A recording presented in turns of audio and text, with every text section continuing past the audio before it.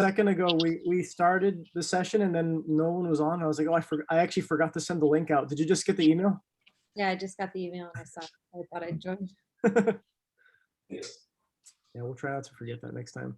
Hey, Luis, I see that you're on. I'm gonna here shoot you a little invitation to start your video so we can get to know you too.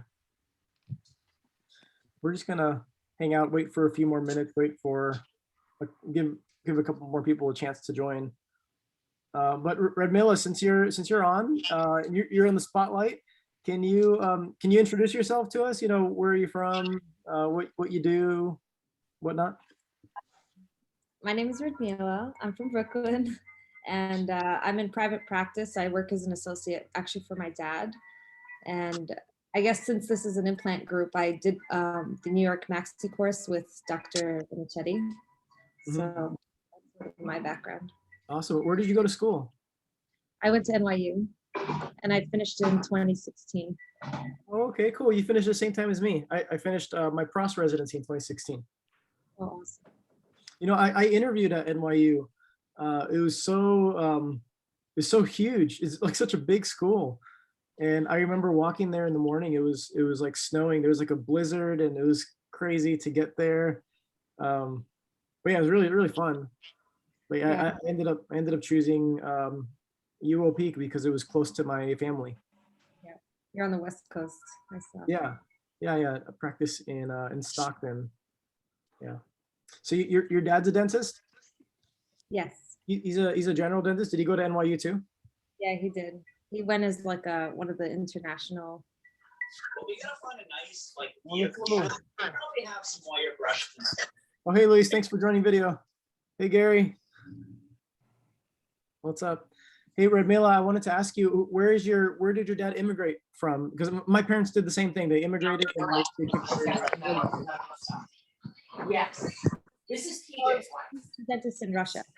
Oh, So Jackie blonde. She I remember before she went home, like the day before he died, or the day, yeah, like the morning that she fell and hurt her knees, and she's already so.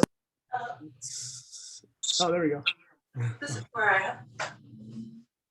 So yeah, I remember when we immigrated, my parents did they had like the bench exam and the board exam. I think California was one of the few remaining ones that let you do that without having to do an international program. So yeah, that's why we ended up here. Yeah, he had to do 3 years of dental school after all his boards and everything. So international doctors have a lot of training, right? Hey, guys, I wanted to. I think we could we start off by introductions because now we have a good amount of people on. So Redmila, since you just introduced yourself, do you want to pick somebody else from the group to introduce themselves? Okay, I'll pick the other woman, Joelle. Hi, I am Joelle. I currently practice in Columbus, Ohio. I'm a periodontist. I graduated from residency in 2020, so I'm about a year in, which is fun. I have a dog, I have a cat, and I'm originally from Florida. So I lived in Florida until I came to OSU for my residency, and then met my now husband and decided to stay. I didn't know you were from Florida. I lived in Florida too. Yeah. Born and raised. Yeah, I lived there for, I went to undergrad, dental school, everything there, and then ended up up here. Cool. That's a cool place. Yeah. Joel, you want to pick somebody? We have Luis and Jay Morales and iPhone number 2. Luis, you can go ahead. Luis, I think you're muted right now. Let me ask to unmute you. Go ahead, you're up. Hi, everybody. My name is actually Chad Fine. That is my son, Luis, just from all the distance learning. And I guess I need to fix that part of my technology. But I'm a GP. I practice in Scottsdale, Arizona. I've been practicing for 12 years. And find Implant Ninja and all the different resources very helpful. Been placing implants for 7 years. Chad, I've been wondering about you. I've been seeing somebody. I got lost. I've been seeing somebody named Luis in our sessions, and I'm like, who is that Luis? Like, I know. I was wondering where's Chad and who's Luis. That's awesome. You said you're practicing in Arizona, right? Yes. Well, my wife and I considered moving out there. Everybody's moving out there these days. It seems like we're getting a big influx from California. Yeah, it's because the prices are too crazy here now. Prices and taxation, I'm sure. Are you currently in Stockton, or were you moving to Washington State? Yeah, I was in Stockton. I moved already to Washington. I've been here for 5 months now. Okay. We're moving back now. My daughter's doing better, and so she started this clinical trial medication, and she's pretty stable. So we're going to head back now and get our life off pause. You know what I mean? We've just been up here just for her treatment. Excellent. Glad to hear it. Thank you. Appreciate that. Hey guys, we should do more introductions after. It'd be cool to start going over some of the cases that we put together. But yeah, I do love being able to connect with all of you guys. And you know what? It's really informal. So if anybody has anything to add, just shout out. Let me open up the presentation real quick. So it's not really a presentation, honestly. It's just some cases that we put together. All right. So first, I wanted to congratulate this guy, CHK. He placed his first implant after taking the course. You are very mysterious, though, CHK. Your first name is CHK and your last name is K. It helps when we have pictures and profiles in the community, so that way we can get to know you guys. But anyway, congrats. Joel, this is your case, right? You wanna talk about it? Yeah, so this is a 50-year-old male. He presented because the bridges in the front were moving. As you can see, they're not in good shape. He also has, so I did SRP on him already. And even after his re-eval, I mean, he's got 8, 9, 10 millimeter pockets on all the posterior teeth. Clearly like a ton of bone loss. He's already got some recession, but still pockets are super, super deep. So then it was kind of working with his general dentist to kind of treatment plan. What are his options? What are the best options? What's the long-term prognosis? Kind of for all of that. So are you guys planning on, I mean, there's really, really deep pockets. I guess assuming this is almost like a full mouth rehab, right? Yeah. Go ahead. I was gonna say, are you able to maintain those posterior teeth? So we had a very frank conversation, because whenever I see a patient like this, I mean, he doesn't go to the dentist very often. He's kind of neglected this. He's also a pretty heavy smoker, which doesn't help. So with him, it's kind of what are his expectations and what can be reasonably accomplished. Can his posterior teeth be maintained? Possibly. He's definitely going to need 4 quadrants of, periodontal surgery, and then whatever we decide to do with the front. And, if he decides, initially he was like, oh, could I just get implants in the front? And you have to think about that. If you put implants in the front and then, one tooth here and there starts failing, you kind of run into a much larger problem. So that was one of the biggest conversations that we had is what, your commitment, if he was going to try to keep his posterior teeth, the commitment level is very high. I mean, the commitment level is still high, even if we take them all out, but kind of letting him know that in the long run, if these teeth start to go, we may be looking at a much more expensive treatment plan than kind of handling things right now. Joelle, I wanted to ask you, I know that, if somebody does have severe perio like this guy, perio does affect implants, right? It affects, those same periodontal pathogens are going to be around those implants. And in residency, we learn to filter patients by periodontal disease. But in practice, I mean, patients like this are getting implants all the time. So do you guys at a perio practice, do you place implants on a periodontally involved patient, like a patient with heavy perio? Do you place implants, or do you actually like not, and then treat the perio first and then present it, like just on real world? Like, does that happen? Yeah. So, I mean, like in a case like this, like, because if I put implants in right now, like they're all going to fail because of how terrible his perio is. So for him, I would be like, okay, well, we need to do, like, we're going to schedule perio surgery first and see his response and kind of go from there and, like, you know, try to get a feel for what their commitment is. Because some people will be in the chair and they're like, no, I'll come every 3 months for my maintenance. I'll do this and that. And then they disappear anyway. So it's kind of like managing that expectation, because if you put it in, you are responsible for it. So when they fail, when they start having issues, like, you're going to be the one that has to handle all those complications. So I try to make sure that if they are going the implant route, that they are committed to fixing everything else. Girl, I want to ask Chad. Chad, you still there? I want to ask Yes. you, if you said you've been placing implants for 7 years.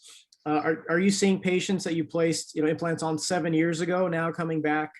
Obviously, all of us get complications, but you've seen people come back, and is that like your responsibility now that after it's worked for 7 years? Like, do you have to cover it? Like, what do you do for your complications?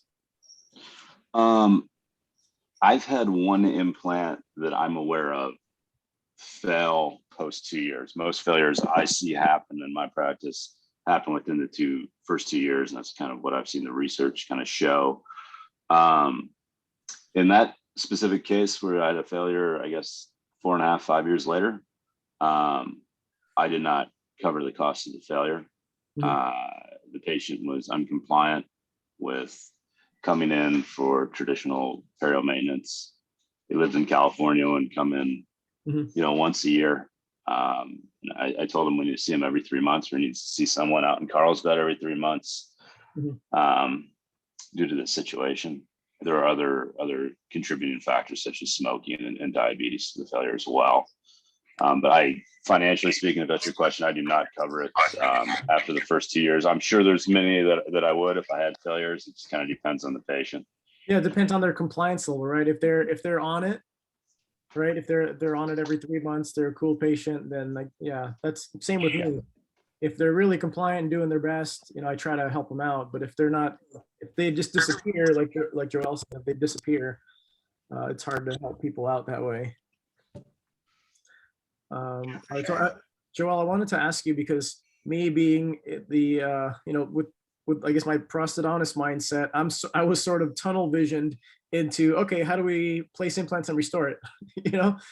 And so I was seeing like the most egregious things, the anterior stuff. You said that bridge was moving around, the upper bridge. Oh yeah, both are like class 3 Miller class 3 mobility. Okay, so we're talking some extractions. Yeah. And partial dentures at least. But if they can tolerate, if they can be compliant, then implants hopefully in the future, right? Yeah. Okay, and so what I wanted to talk about, actually, this lower bridge, you got not only the defect of the teeth, but there's there's a lot of recession. And so I wanted to bring up these, so Mish's classification of prosthetics, so the FP1. I don't really hear people talk about these classifications anymore, but the FP1, I wanted to ask you if, I guess, yeah, do you have you worked on many of these types of cases before? I personally have not. But yeah, have you worked on many of these types of cases before where you're only restoring the teeth and it's got to be super on point with the gums? So, especially like in his case, the way that it's like very, very uneven, is definitely something to consider. And we talked to him about, like, he wouldn't be able to have like something like this where there's no pink, because then, those like centrals would be like humongous, Right. and wouldn't probably be ideal. And so he has hard and soft tissue defects. So it's kind of, as far as implants go, he definitely would be in a situation where he would have to have that like level of pink acrylic. Right. For the lower arch and for the upper arch as well, you're saying? For the upper, I mean, he does not have a high smile line, which is in his favor. But I mean, he was definitely worried about having really long teeth. So I feel like in that case, like it would probably, by the time you take the teeth out and smooth out the bone and everything, I think you would need it for both. Hey guys, I noticed we did get more people in the room, and so I wanted to get a chance to for everybody to introduce themselves. So for whatever reason, I'm not seeing names, but I'm gonna single you out if you're okay with that. I'm gonna single you out and just introduce yourself. Let's see. So I'm gonna spotlight. Oh, did I spotlight you? Oh, Matteo. There you go. There's your name. Matteo, Hi, can you? Matteo. Hi, yeah, I am Matteo. I am from Italy, and I just started your course, your online course, and so I am doing. I just started oral surgery school, and so I am at the basic level. So I just put a simple implant or like after extraction, like post immediate placement of implant, and so I don't have so much experience on implant. Matteo, can I ask you, in Italy, is it you go to dental school first, right after high school? Is that right? So after secondary school, you go to dental school? Is it? Yeah, you go to dental school just after high school, and you do 6 years of dental school. And after, if you want, you can do oral surgery school. That's 3 more years. 3 more years? Okay, and you're in your first year. Yeah, first year. Yeah, right. Very cool, man. I've always wanted to visit Italy. There's some implant companies out there that I wanted to see, and I want to take my wife out there. She wants to take a cooking class. Yeah, that's right. I am in Milan, actually, in San Raffaele University. I am studying there. Dude, I wanted to ask you, how is it over there in terms of like COVID? Is people are kind of back to normal now, living a decent life? Yeah, it's everything back to normal. I mean, the vaccination campaign is going very well. So it's everything back to normal. I have to say that we even increase, because actually I'm doing oral surgery school, but I work because at the same time, because it's like 3 days of oral surgery school, and the other days, including Saturday, I am working as a general dentist, and so doing even endo conservative, this kind of stuff. And I have to say that we are full of patients, so people come back to the normal life. That's really cool. Especially now. That's really cool to hear that oral surgery can be it's part-time. So it's like 3 days a week, and you can Yeah, it's part-time. It's 3 days, and the other days you can work. It's you can work because actually I mean, I don't know how it works in United States, but here in dentistry, I mean, all the specializing field in dentistry school or for prosthodontics, you have to pay the fee. Instead, if you do like after medical school, you do, I don't know, to become a cardiologist, you have to be full-time commitment, because they pay you like a little salary, but they pay you. So you cannot work at the same time. You just like write like you sign a contract with the hospital that you have to work just for them, because they pay you a little salary for that. So I don't know if it works the same in United States. I think it depends by program. I think a lot of programs pay you, but I paid in my program but I wish I would have been able to have a little bit of you know, a little bit of free time, like a little bit of time to work to pay my school. You know what I mean? I think that would have been, Yeah, great. yeah. I Actually, think you have because a much better system. I don't pay so much actually because I paid a lot for my dental school. But actually for the oral surgery school, it's a 5,000 euro per year. So Hey guys, sorry. yeah, My daughter just broke in. okay. I just wanted her to see and say hi. Hi.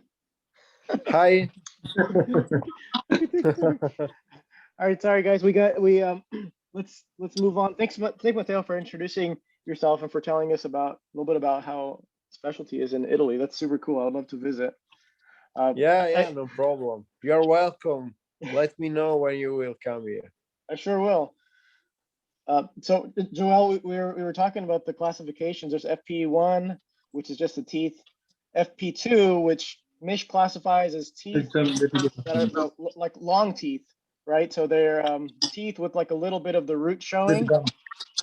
I feel like that's maybe a little bit outdated of a classification, so I actually skipped it. And then I just posted the FP3, and that's just your typical all-on-4. So these are the cases mostly that I'm used to because honestly, because they're easy. I've done the FP1 on a patient or two. Those are a lot more difficult, just in terms of the tissue. I feel like that's like that would be your expertise, right? Can you basically just grow gums around those all day, or is it just a lot harder? Well, if there's not, like in his case, like he has bone deficiencies, so you can't really increase any sort of tissue height because it's just going to resorb to where the bone is. And it's much more difficult to get any sort of like vertical height with bone. So most of the time when there are those deep tissue defects, it's, you know, there's no way to pull the gums up anymore. I see. You know what? That brings me to something that that somebody posted today, actually. Let me bring it up real quick. Somebody posted a case where they placed an implant that they said was too deep. Let me bring it up real quick. Can you see my screen? Yeah. Okay. Yeah, somebody posted an implant they said was too deep, and I wanted to get your thoughts on this one. So this implant looks like the platform is right here. It looks like it's like 4 or 5 millimeters below bone level. Now, is this patient going to have a problem with recession? I would say so, but I don't know. You probably have a lot more experience than me with this. Yeah, for sure. I mean, there's no way, like, no matter what kind of abutment or anything that you put down there, there's no way to clean in that space that's going all the way down. So all that bone will end up resorbing, and then so they'll get tissue recession with it. How deep are you placing your implants? Like a millimeter? A millimeter subcrestal? Well, and I guess it depends how the adjacent teeth are. Like ideally, you know, you place your implant 3 to 5 millimeters below the adjacent CEJs. Right. And then if it's just like on the crest itself, like I probably do like a 0.5 millimeter to 1 millimeter subcrestal, pending the situation. Guys, is anybody, what implants are you guys placing? I'd love to hear from you guys. Anybody? I'm placing Legacy 2 from Implant Direct. Awesome. How do you like them? That's pretty much all I've placed for 7 years. Cost effective wise, they're great. And just following them over the years, I really don't see more failures than, you know, kind of documented in what should be going on with failures in the research. I would say some of the insertion tools, the friction grip on them is not the greatest, and some of the packaging of the implants just seems cheap compared to Straumann. However, at a price point of $185, you know, they're throwing in the HAs. If you get it mountless, and if it's, you know, mounted, you can go ahead and take your close tray with it. That financially, as a GP that's placing between 30 and 50 implants a year, it kind of makes a lot of sense for me, and I've been happy with them. So can I ask you guys, maybe we could do a poll. Actually, there's somebody raising their hand. It says iPhone is raising their hand. So yeah, I mean, go ahead and jump in, unmute yourself, and would love to hear from you if you have any questions. Hello, But Dr. Ivan, can you hear me? yeah, I can hear you. So Dr. Ivan, I want to introduce myself. My name is Dr. Ankur. I am from your neighboring country, Canada. I live in Mississauga, Ontario. So right now, I am not placing any implant, but I do restore them. And, I bought your book, right? I follow you and I follow the story of your family and everything. And that's very, inspiring, the way you live your life. And, you're a very good dad. You take care of your kids, your wife, So, I like you as a person, as simple as that. And obviously you're a good clinician. So I do follow, the threads that you post and the work, and I'm very, motivated into, the surgery and the implant and all that stuff. So obviously, and I am also enrolled in, there's a TI Maxi course that does, Dr. Shankar Iyer. If you know him, he plays a lot of key part in the Boston Maxi courses and all that stuff. So, I'm taking it in Waterloo. So obviously I will be posting more and more of my cases, in your, like your forum to discuss and all that. So when I saw that you have actually, came out with the link and all that. So, I jumped on it and I just got, free from work. So I was thinking that, so my question was that when in case an implant is placed deep, like, 3 to 4 subcrestal, is there any way out that we can have a, like a platform switch using a tall, a TI based abutment? As there is a Canadian group also, which is, it's called as a CIDN, which is Canadian Implant Dentistry Network. Right, If right. you're Yeah, not, that's Mark. yeah, Yeah, Mark for Bishara. sure. Yeah, I'm familiar with. Yeah. He places Neodent, right? And then the Neodent yeah, ones Neodent, require yeah, a little bit yeah. further. So Yeah, little bit further, yeah. And then obviously, the newer concepts of, socket shield and preserving, the bone contours and, mimicking the same way that, the body, still thinks that there's a tooth in there, but it's just a shield only, that half of the teeth, so that the bone recession and over the period of time. So all these things, right? There are so many newer things that's happening. You were talking about FP1, FP2 style, FP3.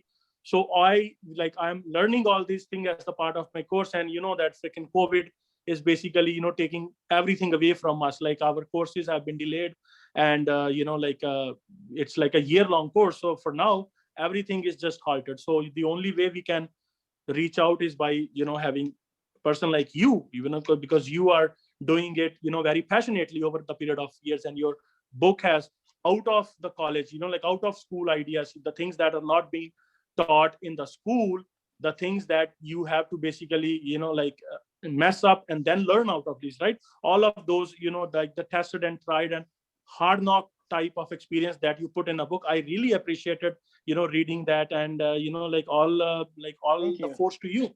All force, all the force to you. I appreciate that. I want to answer your question about if you do place it more subcrestal, what can you do? So there are some implant designs that are, I guess they're more, for example, Neodent. They want you to place them deeper because all their platforms are the same platform and they're fairly narrow. And you mentioned, can you do platform switching? So platform switching is basically whenever your abutment starts out, it starts out inside the implant and then it just flares out.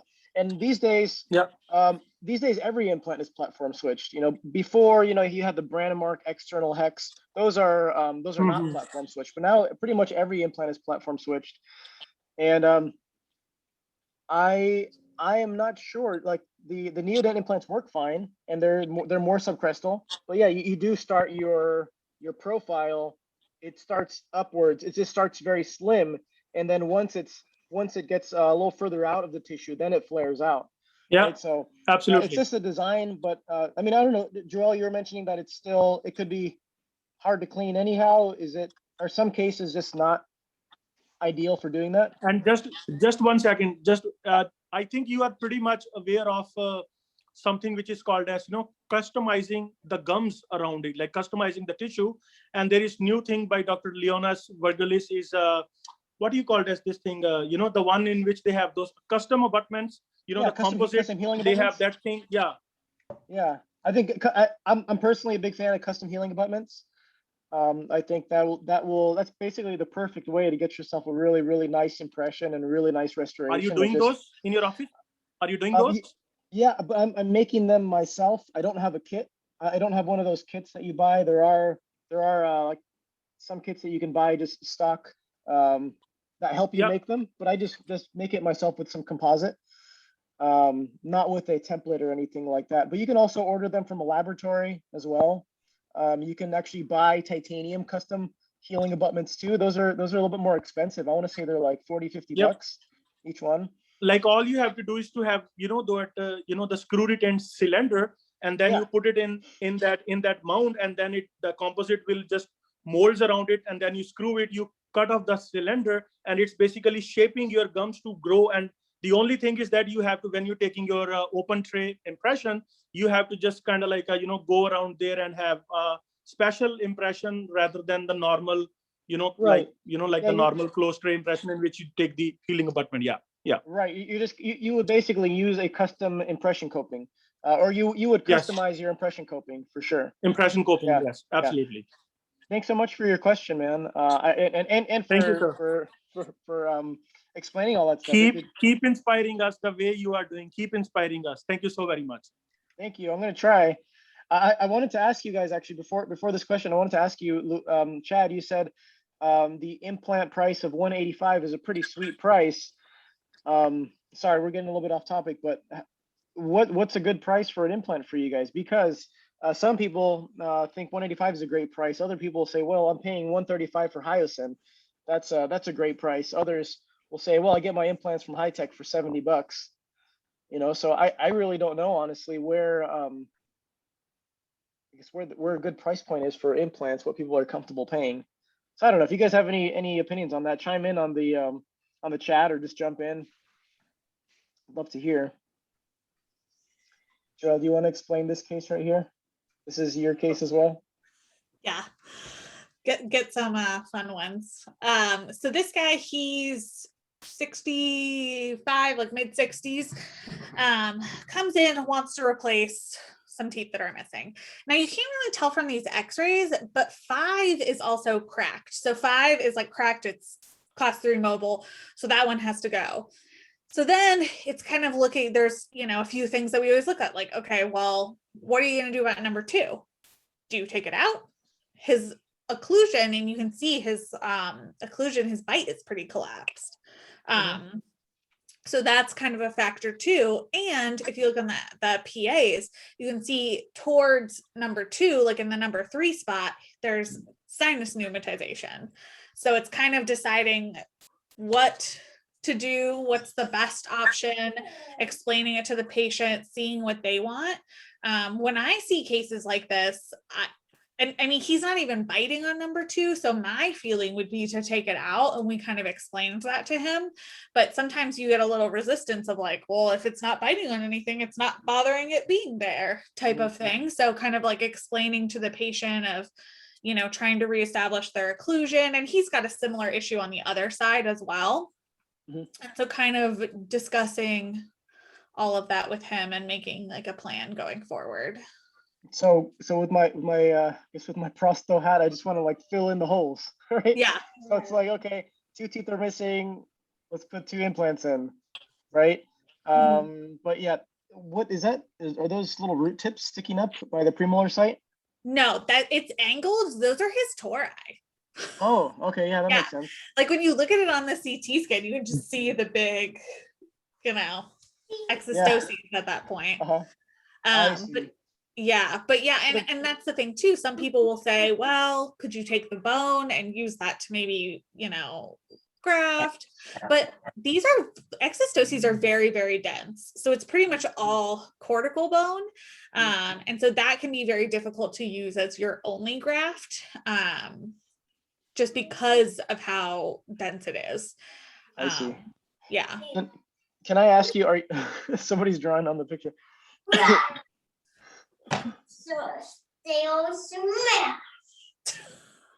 So I guess I'm not the only one with the little kid in the room. That's cool. One second. Sorry, Matthew. Alrighty, so for that premolar site, it shouldn't be a problem to place an implant into, right? I mean, you got plenty of bone, right? Well, 5 also has to come out. So the premolar that's there has to Oh, okay. come out. Okay, so then 2 implant sites for premolars. Is that too simplified? Like, am I missing something there? Just you're talking about the restorative space? Yeah, restorative space, and there's not really like anterior posterior. There's not enough room to do 3, 4, 5. So then I at that see. point, do you take out 2, to do a bridge? And that's ultimately like what we planned is to do, take out 2 and then almost kind of right before 2 in the bone, put an implant for number 3, skip number 4, and then do an immediate at 5 to be able to have a bridge. I see. Yeah. And so then then that's a great solution. And then the only problem would be the restorative space. And also it looks like there's a big buccal defect at the number 3 site, right? Is that still wide? It's still wide enough to place your implant though? I want to say yes. I don't have the CT scan on me right now, but I believe yes. I want to say this has been a very common question, and I just want to put it out there. A lot of people ask, okay, I have only like 3 millimeters to restore a tooth. What should I do? And so I wanted to share something that I did before with somebody who was like a Bruxer, has very limited space. So I think what works really well is a full contour metal restoration. So all the way from where it goes into the implant, all the way to the occlusion, it's all one piece, and it's just metal, and it's just milled in metal. And then to make it aesthetic, all the lab would do is just do a veneer of porcelain. And so it looks just like a PFM, but it's only one piece. Versus if you try to get zirconium in there, then you're going to have a zirconium with a tie base, and there's at a certain point you run out of room to put stuff. But if you use single material, then it tends to work a little bit better, I think. Okay, so I wanted to ask, I'm going to spotlight one more person, okay? I'm going to on the left side. Left side, yeah. Wait, someone talking to me? Okay, Carla, I'm going to spotlight you. Can you introduce yourself? Yes, my name. Oh, wait, hold on. Oh, yeah, I'm unmuted. Okay. My name is Ella Platzer, and I am a rising D3. So I'm still studying to get my DDS, but I really thought this would be informative. We don't really see a lot on implants, and we don't get a lot of hands-on experience in that sense, much less with COVID now. So I wanted to join in and see what the experts have to say. So thanks for hosting this. Oh, well, thanks for calling us experts. I don't know. We just have a little bit more experience than you. I think that's it. Can you tell us just what are your goals? It doesn't have to be, let's say, non-implant related goals, just goals in general. Right now, you said you're a dental student, you're D3. You're probably, yeah. What's on your radar? Well, right now it's actually the applications for residencies just opened up. So I am considering between a GPR and AGD.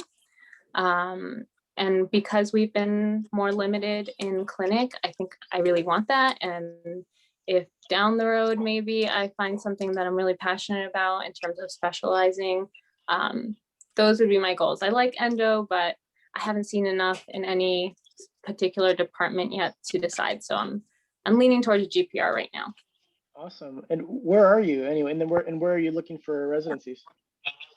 I am currently in Howard. So I live in Maryland. I commute to DC, lived here all my life. Basically, I was born in Peru, but I moved here when I was 3. And I'm looking currently in Florida because that's where my fiance is.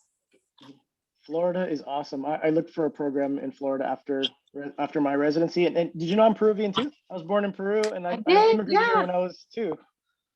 Oh, when you were 2, wow. Yeah, I knew that, and I always thought that was really cool. I was like, whoa, another Peruvian dentist. So I have enjoyed following your stories. I'm also very inspired by you, so I'm glad that I get to be here to listen to you speak. Awesome. Well, thank you. We wish you the best of luck for your GPRs, and yeah, if you need anything, yeah, we're here for you. I want to spotlight one other person here. Yo, oh man, I think you disappeared right before I spotlighted you. Here, 1 second. Here you are, Matthew. Oh, hello. Hey, can you Hey. introduce yourself? Yeah, my name's Matt. I am out of school about 6 years. Graduated in 14. I actually, the first course that I took for you was one that you had done through Heartland Dental. Actually, that's where I started the first 5 years of my career. And then I actually purchased my childhood dentist. I bought his office almost 3 years ago now.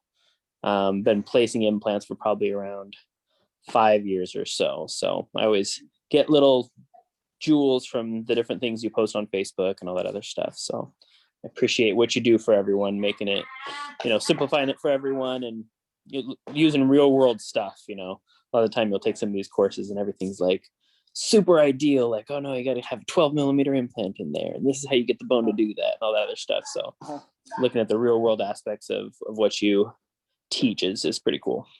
Awesome, man. Can you share with us your goals, like not implant related, just life? Well, I got a 3-year-old, so just trying to survive and learn how to make sure he doesn't turn out to be a piece of crap, which so far is going well. Other than that, I'm pretty content with what we're doing right now. My end goal is to eventually be able to do more just big cases, hire associates to work for me. And then me and my wife, we met in dental school. She's a dentist as well. We want to start a nonprofit organization. So we want to build up the wealth to be able to do something like that, where we can just have different people apply for, basically full mouth rehabs and be able to do that at no cost to them. Because those are the cases where the charity work that we get, that's stuff that I really, really enjoy doing. Unfortunately, it's very expensive to do, so it's not something that we can do as often as I'd like to. So that's kind of our end goal, is to be able to do that. That's amazing. What's cool is, where are you located? Oregon. So what's cool is the biggest cost there is your time, right? Like for a full mouth rehab, if it's $50K, your lab bills are probably like $10K, and yeah, it's totally doable if you set yourself up that way. That's amazing. Yeah. Because those cases are so transformative and people are so appreciative. Oh yeah. Yeah. Sometimes like those cases are more rewarding than the ones that are like super picky and not really want you for to. Sure. It's a lot easier to go from chaos to, decent than it is to go from decent to perfection. So I like that. I'm gonna remember that. But yeah, one of the nice things about having kind of an application process too is you can figure out, what people are actually going to not just value it, but also have their expectations made. There's a 3-year-old I was telling you about. Say hi. Yeah. So being able to kind of filter those people out to make sure that the people you're helping are the people who actually are trying to help themselves as well. That's the big thing. Right. Yeah. Hey, I totally sympathize with you, man. As far as the kids, I got a 4-year-old, and I got the same goal. Try to get. she's a little butthead often, but it's a lot of fun and really rewarding too. But just last night, we couldn't sleep until 4:30. We couldn't sleep until 4:30 in the morning. Oh, it was the worst. But anyway, I'm right there with you.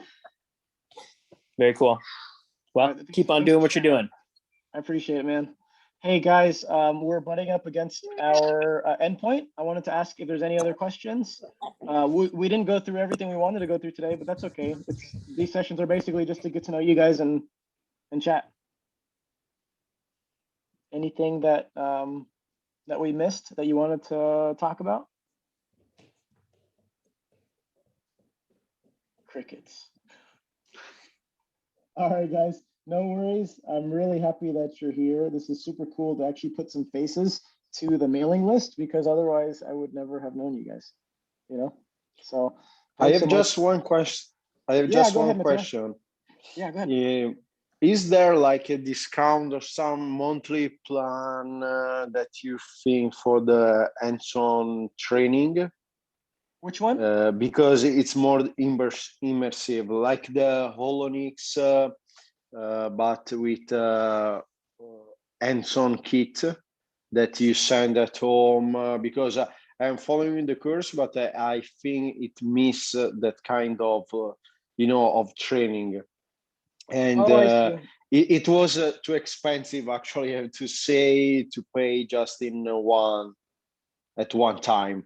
So I'm thinking if you can implement some kind of, I don't know, payment in many installments or Yeah, I monthly think we can do payments. that.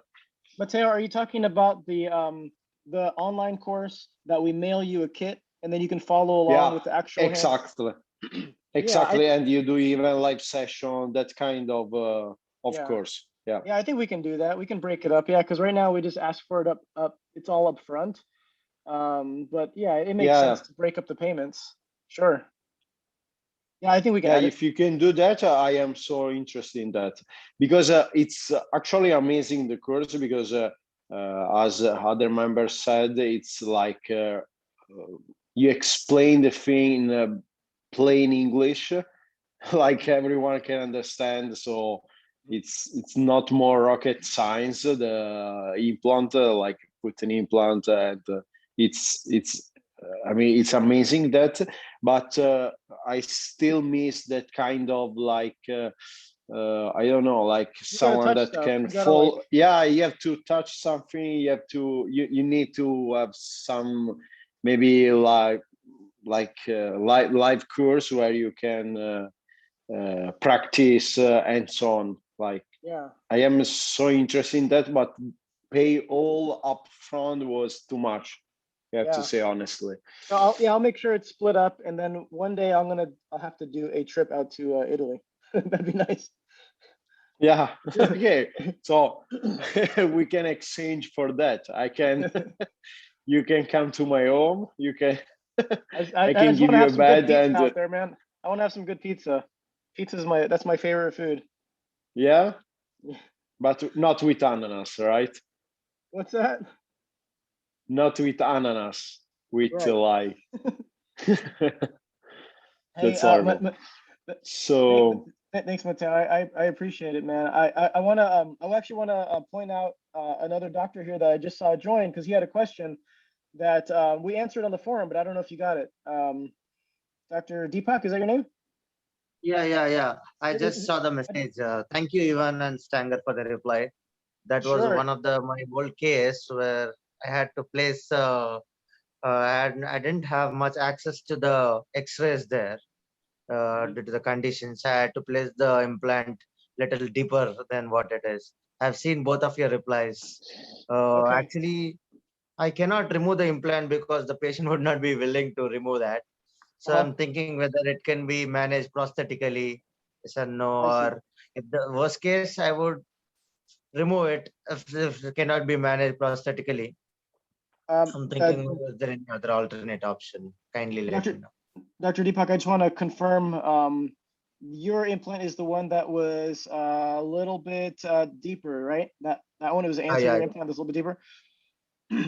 If you could, what do you think, Joel? When was it placed? When was it placed? Like how recently? It was placed around 2.5 months back, 2.5 to 3 months back. Yeah, so at this point, you wouldn't want to remove it anyway. I think it might be a little too traumatic, but I don't know. What do you think, Joel? Yeah, I mean, the only thing is I feel like, which I said earlier, I see a lot of implants that come to me because like, you try to compensate prosthetically, but if there's still areas that they can't clean, then you end up getting peri-implantitis and then the implant has to come out anyways. And so if you were able to,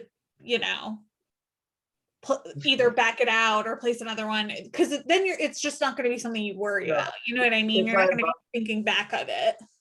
Yeah, if I back it out, I'll definitely lose some primary stability there. I would be thinking, as you have told, I should be placing another wider implant and wait for the 3 months. That would be a wiser decision. Yeah, and I think it'll just make you you know, it'll make you feel better because you'll know like, okay, now everything is exactly how I want it, instead of like, okay, well, I'm hoping I'm going to manage it like this, you know, because then when they start having issues, it's a slippery slope.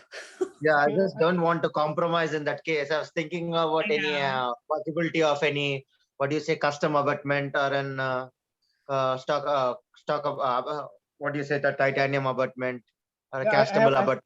Is there I have any a option considered? couple questions here. So when it's so far below the bone, I mean, what about doing a multi-unit and bring the platform level up? I mean, the Yeah, multi-unit abutment doesn't integrate, so it'll still be like a non-cleansable space. But I don't know, it brings yeah, the platform up. yeah. Yeah, I mean, Ultimately, that at least probably That's would be actually better. something I can do. I think placing a multi-unit abutment within 15 days, it brings to the bone. I think it will bring till bone level. It might. It'll be Yeah. much less of a space, at least, like, you know, because they'll be able to at least like clean up to that point. So that would probably help at least. I think there Yeah. are multi-unit abutments that you can put that actually lets you put a single unit crown above it. Because most Yeah, multi-units are just like circles, but some multi-units yeah. come with little engagements that you can actually put a prosthetic crown on. And I I know can that's put not ideal. a titanium sleeve over the multi-unit and Right, right. yeah. And I think it's not ideal. And honestly, Joel, you probably like, I mean, the way that you're suggesting it is probably going to get you the best outcome. But then also, I guess we have to talk about patient expectations. If Right. they're not expecting like the perfection, they just want a tooth and they don't want to go through extra stuff, then yeah, we could Yeah, probably anyways. yeah, actually, the patient is not little affordable and is not really concerned about the aesthetics. He just want the teeth to be there. So I'm also trying to do the best in what thinking the economically to the best to the patient. Right. Right. Yeah. Yeah. And I mean, I think that too, like making sure that they know, like, hey, you know, we can definitely do these things to make it as good as possible. But kind of that they need to have more regular follow-up to make sure that there's no bone loss, to make sure that everything is looking good. So that way they kind of have it in their mind, like, oh, I have to stay on top of this to make sure that I can keep this. Yeah. Thank you. Deepak, Thank you. can you just tell us where you're joining us from? Yeah, I'm from you're asking from where from am I? Yeah. Yeah. Yeah, I'm from Hyderabad, India. You know, how is it right now? In the news right now, we see that things in India are like everyone is very hardly affected by COVID. Are you doing It okay? is really, I can say nearly 1 in 5 is affected here. All the dental clinics and everything are closed for right now. Only the emergency services are in there, and it's really badly affected. Recently, also, I have my couple of family members also infected. It's a little tough time going on. Hopefully, Yeah, it all stay will. safe. Well, we'll keep you in our thoughts, man. Yeah, In future. absolutely. Yeah. Okay, man. Well, thank you Right. for taking the time to join, and everybody, thank you for taking the time to join the session. This is our first time doing this. Hopefully, Yeah. it wasn't Thank you, helpful. Stanger and Ivan, for your wonderful suggestion. Awesome. Thanks Thanks so much, guys. I appreciate it. Alrighty. Well, we're gonna be signing off now. It's 1 o'clock. You guys have a great day. Yeah. All right. Have a great day too. See you again, guys. All right. Bye.